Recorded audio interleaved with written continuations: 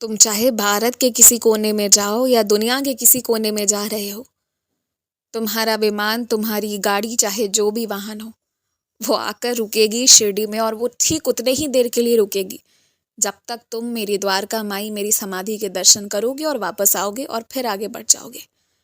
देख लेना, अगर तुम्हें इस बात पर भरोसा नहीं है तो भी तुम जब मेरे दर्शन करने आओगे ना, तो जो तुम्हारे मन में था, जो लेकर आना है और खासकर जो पहन कर आना है मुझसे मिलने, तो वो सारी तैयारी लेकर आओ, क्योंकि वो मौके मिलेंगे तुम्हें। तैयारी पूरी रखो। और सुनो, जब नाश्ता बनाने जाओ तो मेरे लिए या तो आलू के पराठे बनाओ या फिर पराठे और आलू की सब्जी बनाओ। आज बनाओ चाहे कल बनाओ, पर मुझे यही खाना है तुमसे, यही खिलाओ। और क्योंकि मीठा तुम्हें खाना मना है, तुम ज़्यादा मीठा नहीं खा सकते, लेकिन फिर भी जो मेरे मंदिर से लड्डू लेकर आते हो ना, उसका थोड़ा सा हिस्सा तुम आज खा सकते हो। थोड़ा सा प्रसाद ग्रहण कर लो।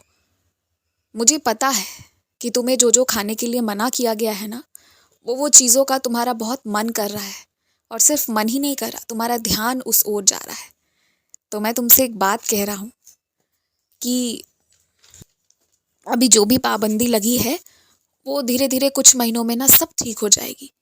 पर अभी जो तुम्हारा मन उन ओर पूरी तरह आकर्षित हो रहा है, तो तुम थोड़ा सा खाओ, एकदम नाम मात्र का, ताकि तुम्हारी जीभ को स्वाद लगे और तुम्हारा मन शांत हो जाए। और उसके बाद उस ओर ध्यान मत देना।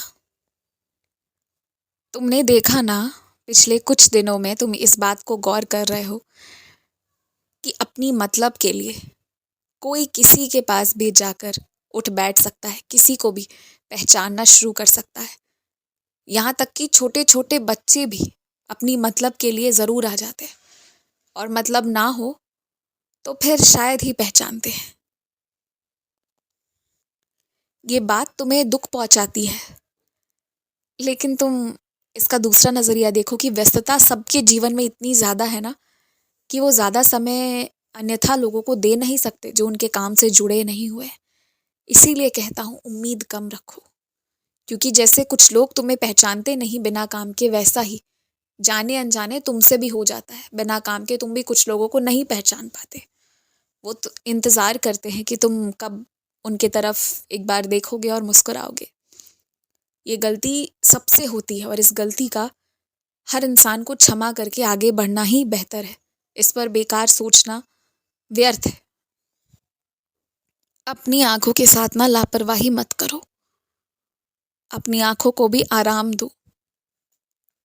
सोना तुम्हें सबसे ज़्यादा पसंद आता था, आराम करना तुम्हें सबसे ज़्यादा पसंद आता था, लेकिन जब सच में उसका मौका मिलता है ना, तब तुम कोई ना कोई काम में लग जाते हो, और कभी फालतू ही अपना समय बर्बाद करने के चक्कर में अपने आँख को उन जगहों पर लगाते हो जहाँ दर्द हो रही होती है, चुभ रहा होता है, पर तुम उस चुभन को भी नज़रअंदाज करते हो। ये गलती मत करो।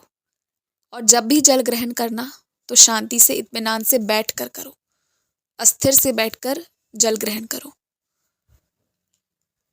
जो बातें कही गई हैं, जो तुम्हारे बड़े तुम्हें बताते हैं ना, मौसम के हिसाब से कुछ बातें, कुछ जानकारी देते हैं और उसे पालन करने को कहते हैं, वो यूं ही नहीं कहते। उसमें कुछ ना कुछ बहुत बड़ा कारण है, और मुझे लगता है कि तुम्हें उन बातों को गौर से समझना, सुनना चाहिए और उसका पालन भी करना चाहिए। घुंघरू ठीक हो जाएगा, परेशान मत होना। और सुनो, प्लास्टिक की बोतलों में पानी पीना बंद कर दो। प्लास्टिक के डिब्बे भी ले जाना बंद कर दो, और अपने परिवार वालों को भी उसके लिए मना करो। अपने स्वास्थ्य के साथ खिलवाड़ मत करो।